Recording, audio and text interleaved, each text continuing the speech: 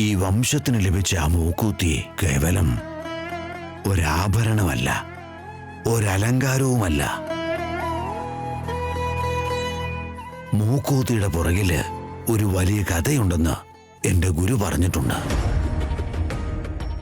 ആ കഥ എന്താണെന്ന് ഞാൻ നിങ്ങൾക്ക് വിശദമായി പറഞ്ഞു തരാം. മഴകളില്ലാതെ, വിളവുകളില്ലാതെ പട്ടിണി സംഹാരതാണ്ഡവമാടുന്ന ഒരു കാലത്ത്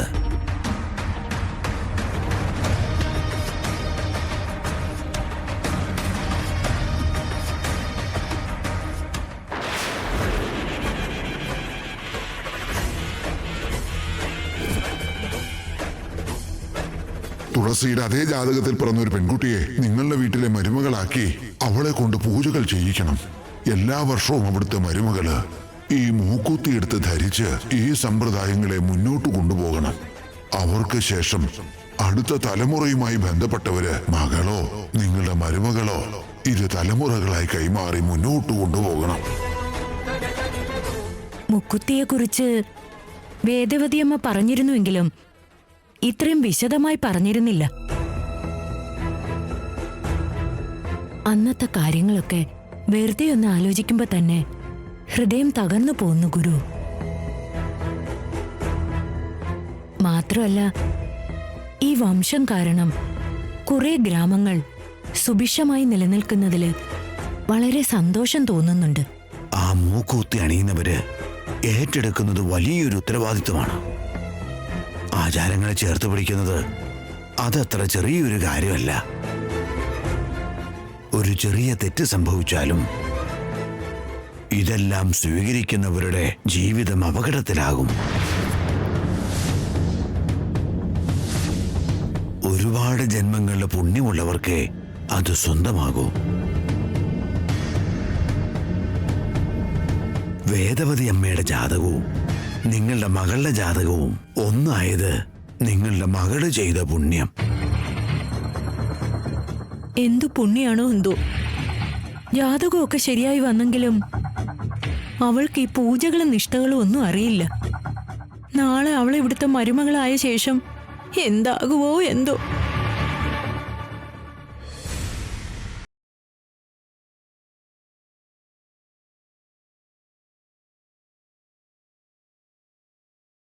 ഫിനിഷിംഗ് ടച്ചിലായിരുന്നു ചേച്ചി. പൂജ തുടങ്ങുന്നതിന് മുമ്പ് ധരിക്കാന്ന് കരുതി കുറച്ച് ഓർണമെന്റ്സ് ഒന്നും എടുത്തില്ല. അതിനാ ഇപ്പൊ വന്നത്. എന്താ കാര്യം? എന്തിനാ ഇപ്പൊ ഒരുമിച്ച് വന്നേ? നീ ആ മുക്കുത്തി ധരിക്കുന്ന ആ സമയത്ത് അവന് എങ്ങനെയെങ്കിലും ഇവിടെ എത്തുമെന്ന് പൃഥ്വിരാജേട്ടനും ഭൂമി കുലുങ്ങിയാലും വരില്ലെന്ന് വസന്ത ചേച്ചിയും രണ്ടാളും 10,000 രൂപയുടെ ബെറ്റാ വെച്ചത്. പൃഥ്വിരാജേട്ടാ, അവന് ഇനി വരില്ല. ഇനി വേണമെങ്കിൽ ഞാനും 10,000 റുപ്പീസിന്റെ ബെറ്റിന് റെഡിയാ. ഓക്കെ, ഞാൻ റെഡി. എന്നാ ഞാനും റെഡി. അപ്പൊ ഇന്നത്തെ എന്റെ വരുമാനം 20,000 രൂപ. നോക്കാം. നിഹാരിക, നിന്നെ ഈ ഗെറ്റപ്പിൽ അവന് കണ്ടു കഴിഞ്ഞാ അവളുടെ ചങ്ക് പൊട്ടിപ്പോ. അവനെ ഒന്ന് വീഡിയോ കോൾ ചെയ്ത് സംസാരിക്കേ. ആ ചെയ്യ്. ഈ സമയത്ത് അവള് വെറുതെ ഫോൺ ചെയ്തിട്ട് വെറുതെ മൂഡ് കളയേണ്ട ആവശ്യം എന്താ? ഇങ്ങനെയുള്ള സമയത്ത് വേണം ചെയ്യാൻ. അതിന്റെ കിക്കൊന്ന് വേറെ തന്നെയാ ചെയ്യ. ഓക്കെ.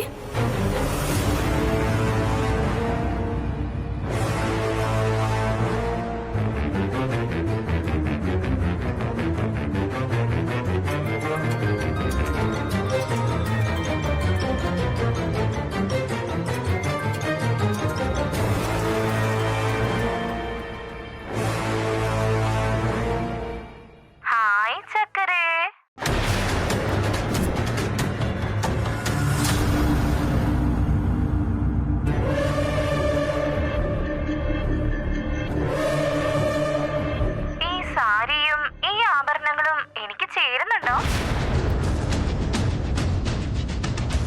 ഭംഗിയുണ്ടോ? നല്ല ഭംഗിയുണ്ട്, മരത്തിന് സാരി ഉടുത്തതുപോലെ. എന്റെ ഭംഗിയും എന്റെ ഭാഗ്യവും കണ്ടിട്ട് നിനക്ക് സഹിക്കാൻ പറ്റുന്നില്ലല്ലേ ചക്കരെ? നിനക്ക് സന്തോഷായില്ലേ? ആവട്ടെ. ഇതൊക്കെ എത്ര കാലം കാണുമെന്ന് എനിക്കൊന്ന് കാണണം. എത്ര കാലം എന്നൊക്കെ പറയുന്ന എന്താ? എനിക്ക് ലൈഫ് ലോങ് ഇനി ഇങ്ങനെ തന്നെ ആയിരിക്കും. ഗുരു എല്ലാവരും ഇവിടെ പൂജയ്ക്കുള്ള ഒരുക്കങ്ങൾ നടത്തുക. കുറച്ചുകൂടെ കഴിഞ്ഞാ ഞങ്ങളുടെ കല്യാണത്തിന് അത് തന്നെ ഞാനും ശ്രീകരേട്ടനും തമ്മിലുള്ള ഞങ്ങളുടെ കല്യാണത്തിന് മുഹൂർത്തം കുറിക്കും. മുഹൂർത്തം കുറിച്ചു കഴിഞ്ഞാൽ ഉടനെ മുക്കുത്തിയും അണിയിച്ചു തരും. ഞങ്ങളുടെ കല്യാണ മുഹൂർത്തം ഏത് ദിവസം ആയിരിക്കുമെന്ന് നിനക്ക് മെസ്സേജ് ചെയ്ത് തരാമേ. പിന്നെ മുക്കുത്തി ധരിച്ചിരിക്കുന്ന ഫോട്ടോയും നിനക്ക് ഞാൻ അയച്ചു തരാം. അതൊക്കെ കണ്ട് കരഞ്ഞുകൊണ്ട് നീയേ അവിടെ തന്നെ ഇരുന്നോ. കരച്ചിലൊക്കെ കഴിഞ്ഞിട്ട് നീ പതുക്കെ വീട്ടിലേക്ക് പോര്. മനസ്സിലായല്ലോ? അവനി, നീ എങ്ങനെയെങ്കിലും വരുമോ നോക്കിയാ പൃഥ്വിരാജേട്ടൻ ഞങ്ങളോട് പറയുന്നത്. അങ്ങനെ എന്തെങ്കിലും പ്ലാൻ ഉണ്ടോ നിനക്ക്? നിനക്കതിനുള്ള ഗ്യാപ്പ് നിഹാരിക തരില്ലെന്ന് ഞാൻ പറഞ്ഞിട്ടുണ്ട്.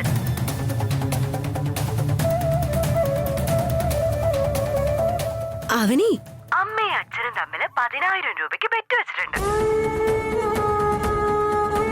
10,000 അല്ല അവനി, 20,000. എന്താകുമെന്ന് നമുക്ക് കാണാം.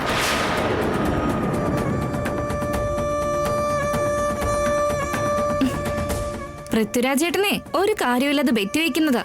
നോക്ക്, നീ ഇവിടെ ഇല്ലല്ലോ എന്ന സങ്കടത്തില് ഏതെങ്കിലും കാരണവശാൽ നീ ഇങ്ങോട്ട് വന്നെന്ന് കരുതിക്കോ, നിന്നെ നാണം കെടുത്തി ഇറക്കി വിടുഞ്ഞ്.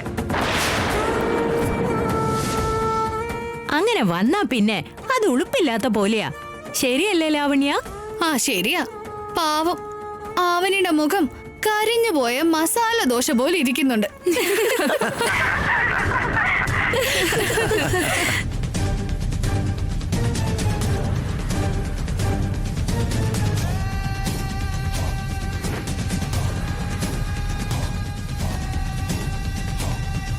കല്യാണ മുഹൂർത്തം കുറിക്കുകയാണല്ലേ.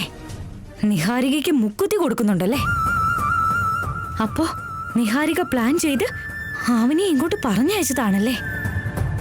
ഈ കാര്യം എന്നോട് പറയാൻ പറ്റാതെ എന്റെ കുട്ടി ഇപ്പൊ എത്ര വേദന അനുഭവിക്കുന്നുണ്ടാവും. ഭാവി വധൂവരന്മാരെ വിളിപ്പിച്ചോളൂ. വസന്ത, അമ്മേ, നിഹാരികയും ശ്രീകരനെയും കൊണ്ടുവരൂ.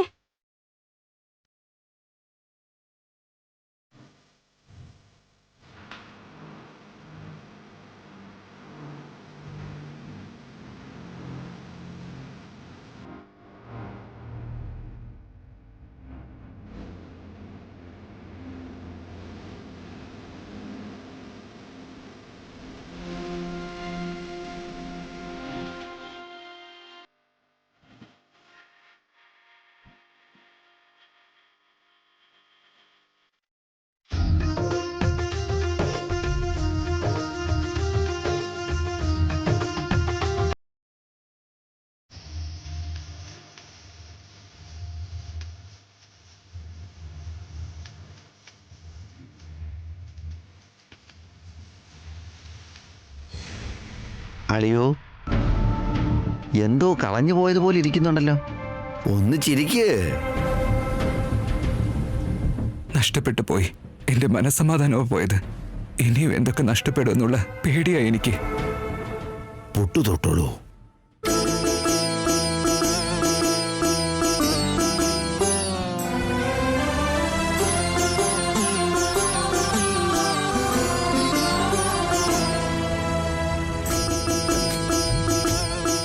നിങ്ങളും കുറുതൊട്ടിവിടെ ഇരുന്നോളൂ. പൂജ ആരംഭിക്കാം. വേദവതി അമ്മേ, എല്ലാവരും അമ്മയൊന്നും ധ്യാനിച്ചോളൂ.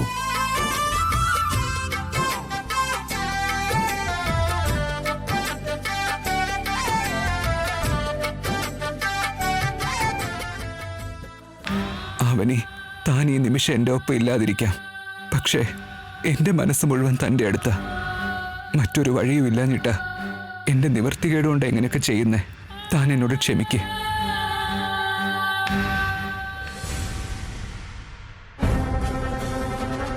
എന്റെ അനിയത്തിയെ വീട്ടിൽ നിന്ന് പുറത്തേക്ക് പറഞ്ഞയച്ച് നിഹാരികയുടെ ശ്രീകരന്റെയും കല്യാണത്തിനുള്ള മുഹൂർത്തം കുറിച്ചുകൊണ്ടിരിക്കുകയാണോ? എന്റെ അനിയത്തി ഒരു പൊട്ടി ആയതുകൊണ്ടാ വീട്ടിൽ വന്നിങ്ങനെ ഒതുങ്ങിയിരിക്കുന്നത്. അവനെ അങ്ങോട്ട് തിരിച്ചു കൊണ്ടുപോയി അവരെ ഒരു പാഠം പഠിപ്പിക്കണം. അവനെ ഒന്നിങ്ങ് വന്നേ. എവിടേക്കാ ചേച്ചി? എന്റെ കൂടെ വാ. എങ്ങോട്ടാണെന്ന് ചോദിച്ചിട്ട് ചേച്ചി പറയാത്തത് എന്താ? അമ്പലത്തിലേക്ക്. അമ്പലത്തിലേക്കോ? ഇപ്പൊ എന്തിനാ? നിന്റെ മനസ്സിൽ എന്തോ വിഷമമുള്ളതുപോലെ എനിക്ക് തോന്നുന്നു. ചോദിച്ചിട്ടാണെങ്കിൽ നീ ഒന്നും പറയുന്നുമില്ല. അമ്പലത്തിലേക്ക് പോയാൽ കുറച്ച് സമാധാനം കിട്ടും. നമുക്കൊന്ന് പോയിട്ട് വരാം വാ. വീട്ടിലിരുന്ന് ഓരോന്ന് ആലോചിച്ച് കൂട്ടുന്നതിനേക്കാളും കുറച്ചു നേരം അമ്പലത്തിൽ പോയിട്ട് വരുന്നത് നല്ലത്. ശരി, പോവാൻ ചേച്ചി. വേദവതി അമ്മയുടെ വീട്ടിലേക്കാണെന്ന് പറഞ്ഞ നീ എന്തൊക്കെ സംഭവിച്ചാലും എന്റെ കൂടെ വരില്ല. അതുകൊണ്ടാ നിന്റെ അടുത്ത് അമ്പലത്തിലേക്കാ പോകുന്നതെന്ന് കള്ളം പറഞ്ഞത്. എന്താ ചേച്ചി, എന്തോ ഒരു ടെൻഷൻ ഉള്ളതുപോലെ തോന്നുന്നു. അയ്യോ, അങ്ങനെയൊന്നുമില്ലല്ലോ. വാ വാ, നമുക്ക് പോവാം. ഓം യാ ദേവി സർവഭൂതേഷു മാതൃരൂപേണ സംസ്ഥിത നമസ്തസ്യൈ നമസ്തസ്യൈ നമസ്തസ്യൈ നമോ നമഃ. യാ ദേവി സർവഭൂതേഷു വാക്രൂപേണ സംസ്ഥിത നമസ്തസ്യൈ നമസ്തസ്യൈ നമസ്തസ്യൈ നമോ നമഃ. യാ ദേവി സർവഭൂതേഷു കൃഷ്ണാരൂപേണ സംസ്ഥിത.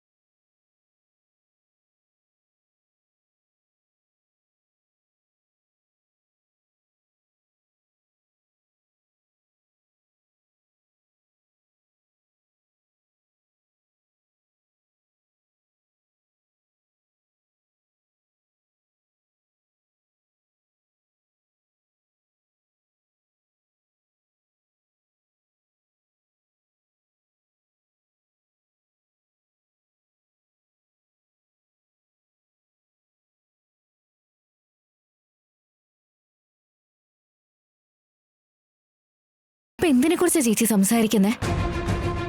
നിന്റെ താലിയെക്കുറിച്ച്. പറ ചേച്ചി. ഞാൻ എന്ത് ചെയ്താലും എന്തു പറഞ്ഞാലും എല്ലാം നിന്റെ നല്ലതിനാവനി. അതെനിക്കറിയാം. ഇന്ന് നിങ്ങൾ എന്തോ അർത്ഥം വെച്ച് സംസാരിക്കുന്ന പോലെ. ഞാനെന്താ നിന്നോട് ഇങ്ങനെ സംസാരിക്കാറില്ലേ? നിനക്കൊന്നും അറിയാത്ത പോലെ. അമ്പലത്തിൽ എത്തിയിട്ട് സംസാരിക്കാവനി. മോനെ, നീ ഒന്ന് വേഗം പോകാവോ?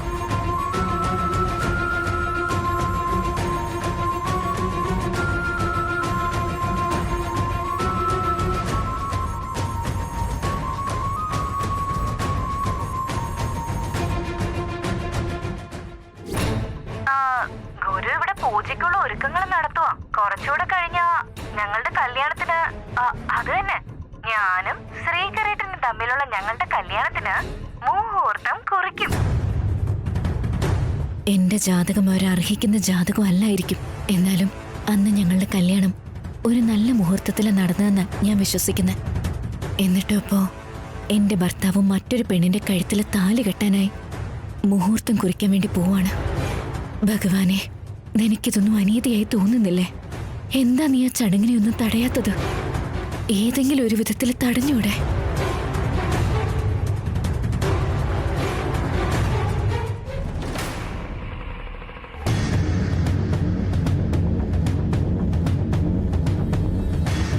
ഇറങ്ങ ഇറങ്ങ ചേച്ചി.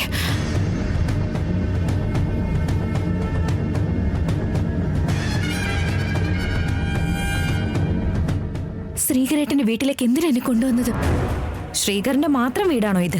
നീ അവന്റെ ഭാര്യയല്ലേ? അതൊക്കെ ശരിയാ ചേച്ചി. പക്ഷെ എന്നെ ഇപ്പൊ ഇങ്ങോട്ട് എന്തിനാ കൊണ്ടുവന്നത്? അമ്പലത്തിലേക്കാണെന്നല്ലേ പറഞ്ഞത്? അമ്പലത്തിലേക്കാണെന്ന് കള്ളം പറയാതെ ഇങ്ങോട്ടാണെന്ന് അറിഞ്ഞാൽ നീ വരില്ലല്ലോ. ശരി, വീട്ടിലേക്ക് തിരിച്ചു പോകാൻ വാ. നീ അകത്തേക്ക് കയറി വാ. എന്തിനു? അവിടെ എന്താ കാര്യം? അകത്തെത്തിയ ശേഷം എല്ലാവരുടെ മുന്നിൽ വെച്ച് പറയാം. അപ്പോഴേ നിനക്ക് മനസ്സിലാവും. എന്താ നിങ്ങൾ ഇങ്ങനെയൊക്കെ? എന്താ നിങ്ങൾ അവിടെ പറയാൻ പോകുന്നേ? അകത്ത് നടക്കുന്നത് എന്താണെന്ന് എനിക്ക് അറിയാവനി. നീ എപ്പോ വീട്ടിൽ വന്നാലും വിശേഷം പറഞ്ഞ ഒരു അരമണിക്കൂർ നിന്ന് തിരിച്ചു പോവും. അങ്ങനെയല്ലാതെ മണിക്കൂറുകളോളം നീ അവിടെ നിൽക്കുന്നുണ്ടെങ്കിൽ അരുതാത്തത് എന്തൊക്കെയോ ഇവിടെ സംഭവിക്കുന്നുണ്ടെന്ന് എനിക്ക് സംശയം തോന്നും. അതിനൊന്നും നടക്കുന്നില്ലല്ലോ ചേച്ചി. നീ നിഹാരികയായിട്ട് വീഡിയോ കോളിൽ സംസാരിച്ചത് ഞാൻ കണ്ടതാ.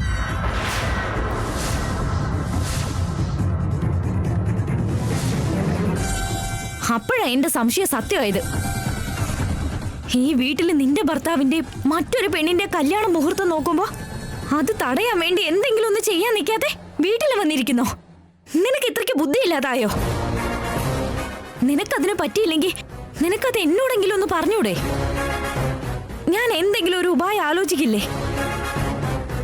അല്ല, എന്താ ശ്രീകറിന്റെ വിചാരം? നല്ലവനാണെന്ന് നമ്മൾ കരുതുമ്പോ നിന്നെ ജീവനോടെ കുഴിച്ചു മൂടും അവൻ. ചേച്ചി, അദ്ദേഹം തെറ്റൊന്നും ചെയ്തിട്ടില്ല. തെറ്റു മുഴുവൻ ശ്രീകറിന്റെ മാത്രമാ. അന്നവൻ നിശ്ചയം വരെ നടത്തിയിട്ട് എന്തൊക്കെയോ കഥകൾ പറഞ്ഞു. ഇപ്പൊ കാര്യങ്ങള് മുഹൂർത്തം കുറിക്കുന്നത് വരെ എത്തി. ശരിക്കും ആ ശ്രീകറിന്റെ ഉദ്ദേശം എന്താണെന്ന് എനിക്ക് മനസ്സിലാവുന്നതേയില്ല. നിഹാരിക നിന്നെക്കാളും ബെറ്റർ ആണെന്നാണോ വിചാരം? നിന്നോട് ശ്രീകറിനുള്ള സ്നേഹം കുറഞ്ഞിട്ട് നിഹാരികയോട് ഇപ്പൊ സ്നേഹം കൂടിപ്പോയോ? ഇന്ന് രണ്ടിലൊന്ന് എനിക്ക് അറിയണം. ചേച്ചി, ഫംഗ്ഷൻ തീരുന്നത് വരെ ഇങ്ങോട്ട് വരരുതെന്ന് അമ്മ എന്നോട് പറഞ്ഞത്. വരില്ലെന്ന് ഞാൻ അമ്മയ്ക്ക് വാക്ക് കൊടുത്തു. ഇപ്പൊ പോയാൽ ശരിയാവില്ല, വലിയ പ്രശ്നവും. നീ മരുമകളാണെന്ന് അറിഞ്ഞ ഇറങ്ങി പോകാൻ പറയോ?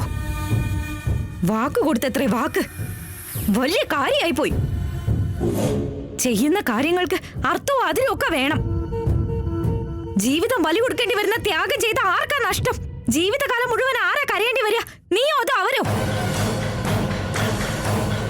ശ്രീകർ സിമ്പിൾ ആയിട്ട് കൈ കഴുകി പോവും. നിനക്ക് ഒരു ദിക്കില്ലാതെ ആവും.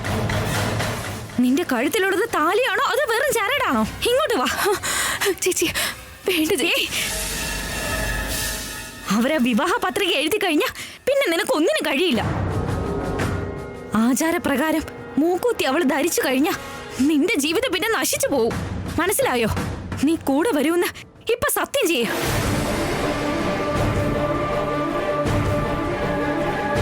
നോക്ക്, ഇപ്പൊ നീ എന്റെ കൂടെ വന്നില്ലെങ്കിൽ സത്യമായിട്ടും ചത്തു കളയും ഞാൻ.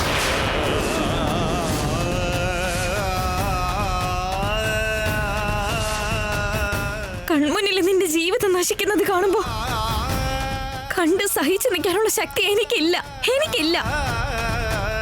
വാ അവനി. വേണ്ട ചേച്ചി. ചേച്ചി ചേച്ചി.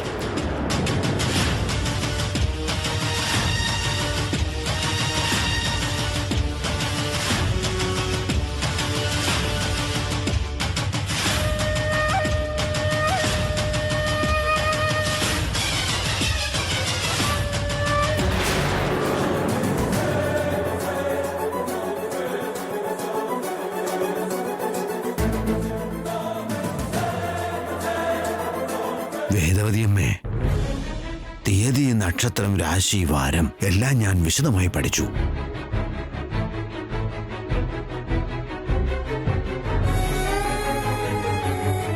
നിങ്ങളുടെ ദ്വിതീയപുത്രനായ ശ്രീകരന് ഇവരുടെ പ്രഥമപുത്രിയായ നിഹാരികയെ തന്ന് കല്യാണം നടത്തുന്നതിനായി അടുത്ത മാസം 6-ാം തീയതി വ്യാഴാഴ്ച ശുഭമുഹൂർത്തമുണ്ട്.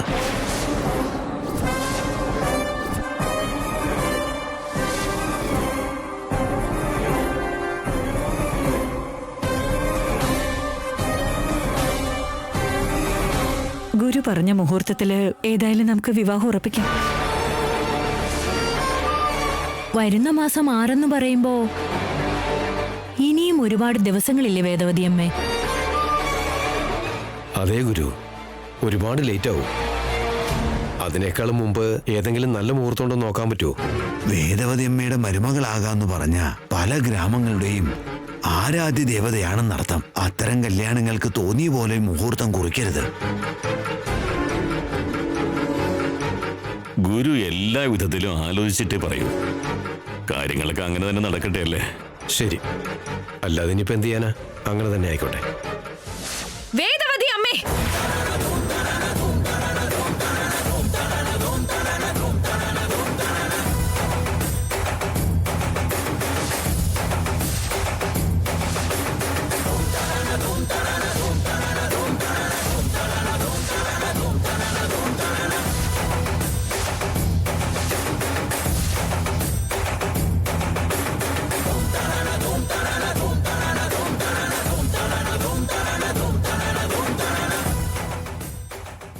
അവന് എത്തിപ്പോയി വസന്ത. ഞാൻ ജയിച്ചു നിഹാരിക. 20,000 ലാഭം. വാ.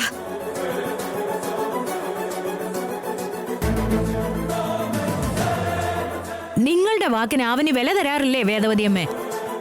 ഇത്രയൊക്കെ പറഞ്ഞിട്ട് ഇവൾ എന്തിനാ വന്നത്? ദേവിയാണ് ദേവതയാണെന്നൊക്കെ പറഞ്ഞതല്ലേ, എന്നിട്ടെന്താ ഇവൾ ഇങ്ങനെയൊക്കെ? മനഃപൂർവ്വം എല്ലാരും ബുദ്ധിമുട്ടിക്കുകയാണ്.